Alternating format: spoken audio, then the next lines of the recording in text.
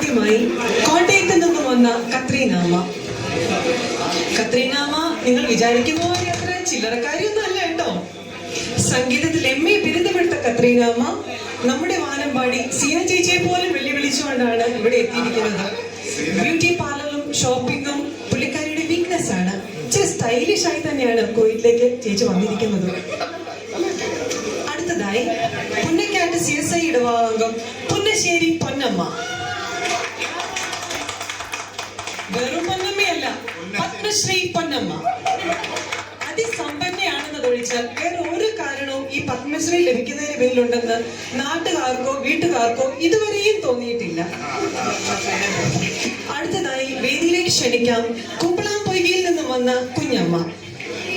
കുഞ്ഞമ്മയെ കുറിച്ച് പറഞ്ഞാൽ വാചകത്തിലും പാചകത്തിലും അതിനിപുണ. രണ്ടിന്റെയും രുചി അറിഞ്ഞ് കുഞ്ഞമ്മ ഒരിക്കലും മറക്കില്ല.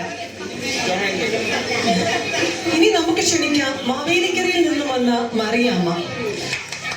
രാഷ്ട്രീയ കളരിയിൽ പൈറ്റി തെളിഞ്ഞ മറിയാമ്മയുടെ പ്രത്യേകത എല്ലാ 5 വർഷം കൂടുമ്പോഴും പാർട്ടി മാറും എന്നുള്ളതാണ്.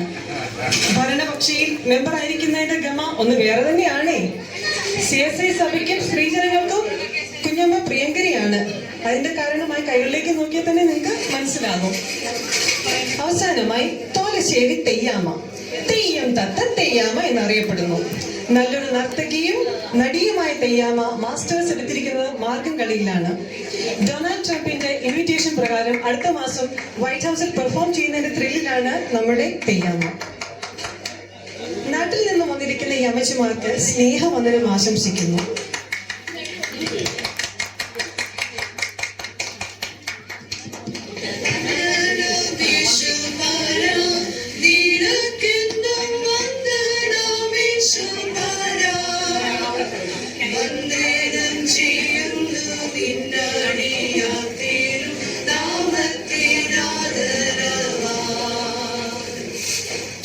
പറയാൻ മറന്നു, കൊയർ മെമ്പേഴ്സ് ആയതുകൊണ്ടാകാം ഇവരോട് എന്ത് ചോദിച്ചാലും ഒരു പാട്ടിലൂടെ മറുപടി പറയൂ. എങ്ങനെയുണ്ടായിരുന്നു അമ്മച്ചിമാരെ ഇങ്ങോട്ടുള്ള യാത്രയൊക്കെ?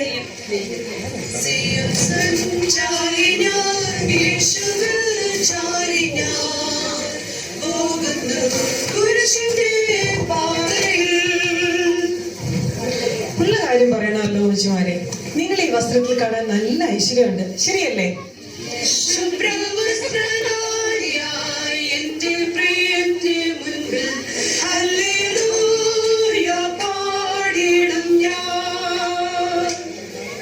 നാട്ടിൽ നിന്ന് എത്തിയതല്ലേ ഉള്ളൂ. എങ്ങനെയുണ്ട് ഞങ്ങളുടെ കുവൈറ്റ്? കേരളമാണോ കുവൈറ്റാണോ ഇഷ്ടപ്പെട്ടെ?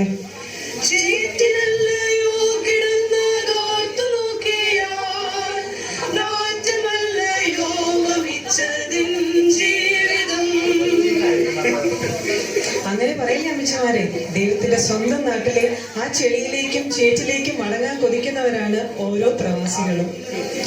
അതിരിക്കട്ടെ, നിങ്ങൾ ഒറ്റയ്ക്കാണോ വന്നേ? അമ്മച്ചിമാരൊന്നും കൂടെ വന്നില്ലേ?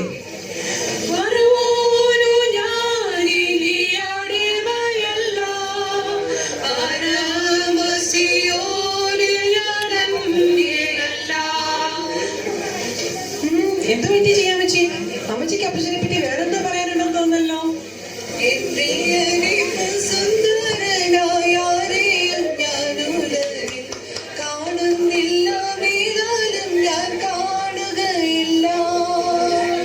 ഓഹോ, അങ്ങനെയാണോ? മക്കളൊക്കെ എന്നാ പറയുന്നു? സുഖമായിരിക്കുന്നു? നിങ്ങളെ നന്നായി നോക്കുന്നുണ്ടല്ലോ അല്ലേ? ആകാശമേ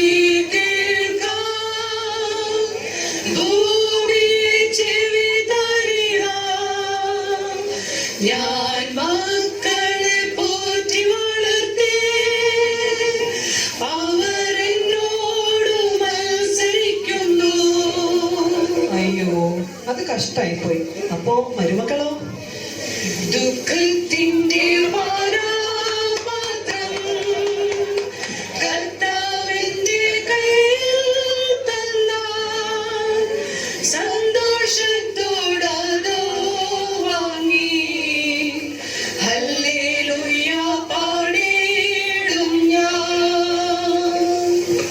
മരുമക്കളെ പേടിയാണോ?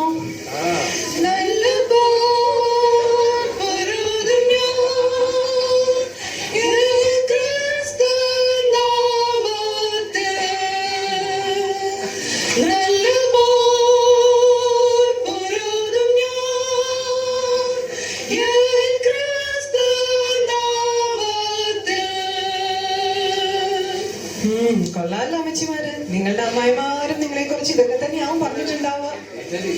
ഇവിടെ വന്നിട്ട് ഞങ്ങളുടെ വികാരിയച്ഛനെ പരിചയപ്പെട്ടു.